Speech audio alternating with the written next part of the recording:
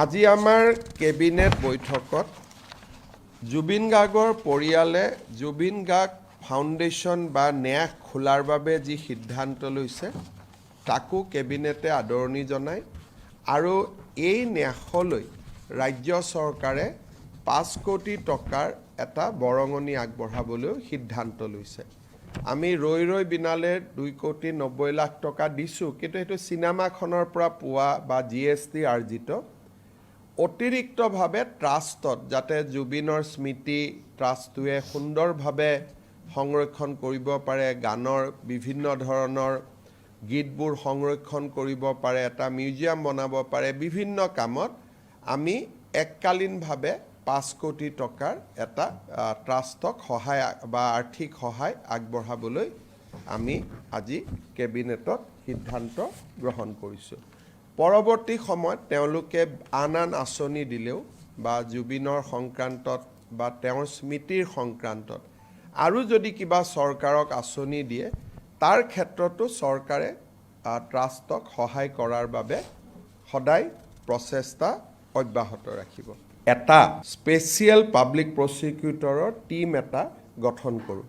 Ziaul comer Guwahati উচ্চ ন্যায়ালয়ৰ জ্যেষ্ঠ অধিবক্তা, তেখেত এই গোটেই গোচৰটোত স্পেচিয়েল পাব্লিক প্ৰচিকিউটৰ হিচাপে দায়িত্ব পালন কৰিব।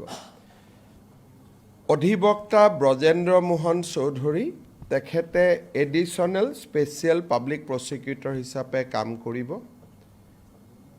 অধিবক্তা কিশোৰ দত্ত, তেখেতে এছিষ্টেণ্ট স্পেচিয়েল পাব্লিক প্ৰচিকিউটৰ হিচাপে কাম কৰিব। অধিবক্তা প্ৰাঞ্জল দত্ত, তেওঁ এছিষ্টেণ্ট স্পেচিয়েল পাব্লিক প্ৰচিকিউটৰ হিচাপে কাম কৰিব। অধিবক্তা বিকাশ জামাৰ, তেখেত এছিষ্টেণ্ট স্পেচিয়েল পাব্লিক প্ৰচিকিউটৰ হিচাপে কাম কৰিব।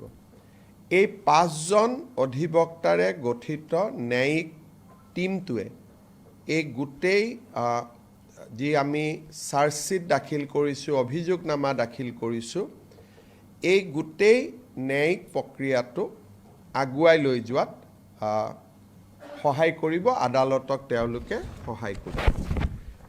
আজি আমাৰ কেবিনেট বৈঠকত জুবিন গাৰ্গৰ পৰিয়ালে জুবিন গাৰ্গ ফাউণ্ডেশ্যন বা ন্যাস খোলাৰ বাবে যি সিদ্ধান্ত লৈছে তাকো কেবিনেটে আদৰণি জনায় আৰু এই ন্যাসলৈ ৰাজ্য চৰকাৰে 5 কোটি টকাৰ এটা বৰঙণি আগবঢ়াবলৈ সিদ্ধান্ত লৈছে।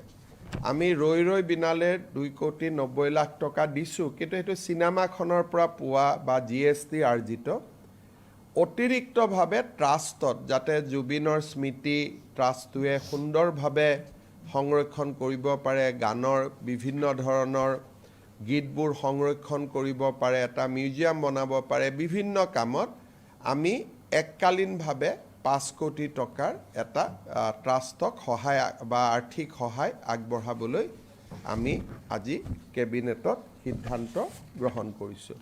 পৰৱৰ্তী সময়ত তেওঁলোকে আন আঁচনি দিলেও বা জুবিনৰ সংক্ৰান্তত বা তেওঁৰ স্মৃতিৰ সংক্ৰান্তত আৰু যদি কিবা চৰকাৰক আঁচনি দিয়ে তাৰ ক্ষেত্ৰতো চৰকাৰে ট্ৰাষ্টক সহায় কৰাৰ বাবে সদায় প্ৰচেষ্টা অব্যাহত ৰাখিব। যিকোনো খবৰৰ বাবে যোগাযোগ কৰক আমাৰ এই নম্বৰত 9181 307 221।